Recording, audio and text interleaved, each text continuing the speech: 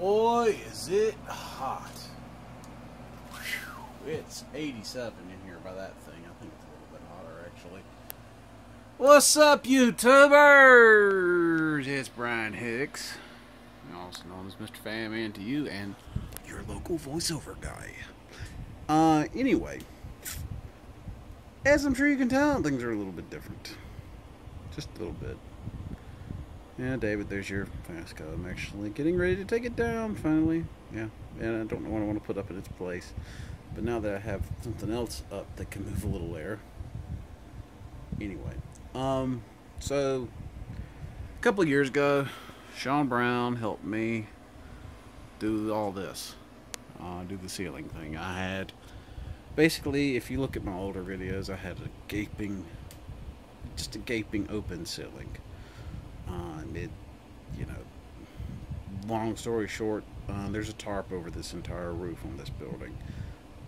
Building is slowly but surely falling apart, and most of it is floor structural issues. So it's not really worth the $5,000 to put a roof on it, which is what I was quoted. So I said, you know what? I said, I'll buy a $79 tarp from Harbor Freight, and I'll figure out a way to get it up on the roof every couple of years. Thus far, it's worked out pretty good.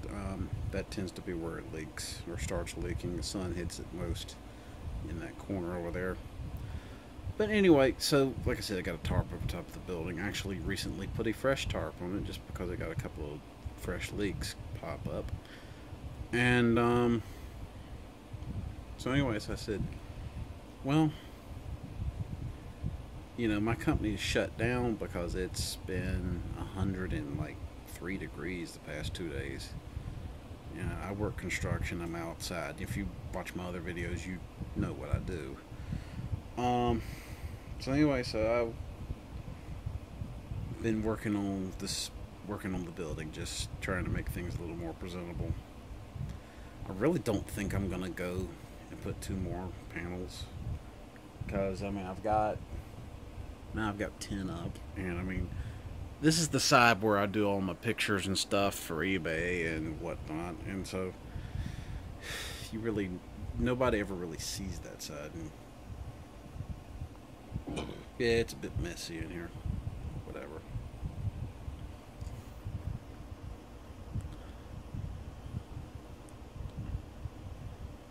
It's actually, I think that's a 93 or 94. Can't remember which. Anyway, this is Patrick Charest. I guess that's how you say his name. If he happens to come across this video, he can correct me. But that's his Model 15 Century, which I've made a couple of videos of. I took it down, and I mean he bought the fan for $400 and some odd, and I've probably put another $400 to $500 worth of work into it to get it to the point it is now. I've got, I want to say it's 25 or 30 microfarad worth of capacitors in series with it right now, and I have the speed coil, I have all that jazz. It's just that you cannot get slow enough speeds with just a speed coil, and you know, in a modern house, you really don't want something like a Variac mounted on the wall, which is where this fan's going to eventually go. So basically, that's about the speed. If you watch the movie Casablanca, that is about the speed that the fans in the movie went, because the movie had white Century open top / basket weave, whichever one you want to call them. There, different people call them different things. But it had several of those in there. But anyway, I reworked the motor. I don't do rewinding. I mean, if I had the space and if I had the equipment, I'm confident that I could do it. You know, it's mind over matter and equipment, really. So I never got a degree or anything, but I absorbed so many electrical textbooks over the years when I was growing up, and I learned through the process of elimination. I'll tell you right now, I destroyed a few of those growing up, and in fact, I mean, hell, during my whole little cleanup thing here, I ran across one of my first projects. This was buried way, way, way, way back in the Nedo regions over here. So yeah, when I say that I learned by the process of elimination, or excuse me, I learned by the seat of my pants how to build originals, how not to destroy them. And I actually contemplated cleaning this thing up with a wire wheel.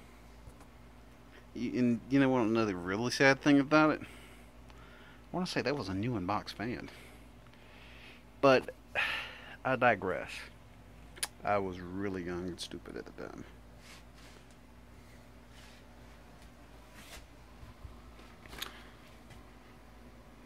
It's just a little bit overfilled.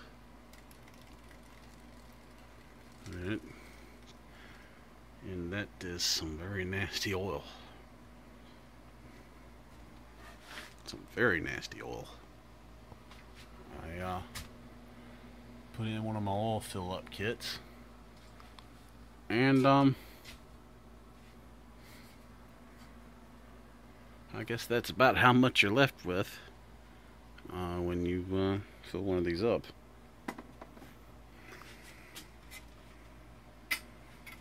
I suspect that the oil return may be clogged, or excuse me, it was clogged. Or Lord have mercy. I suspected that it was clogged because it started slinging oil every freaking where. So I drained it out. I didn't take it apart. I drained it out, and I spun the motor, and I blew compressed air down the oil fill hole, and I believe that cleared the clog. But anyway, that's all I've got. I appreciate you watching. Take care. Have a good day. Mr. Fan Man to you, Brian Hicks, and voiceover guy out.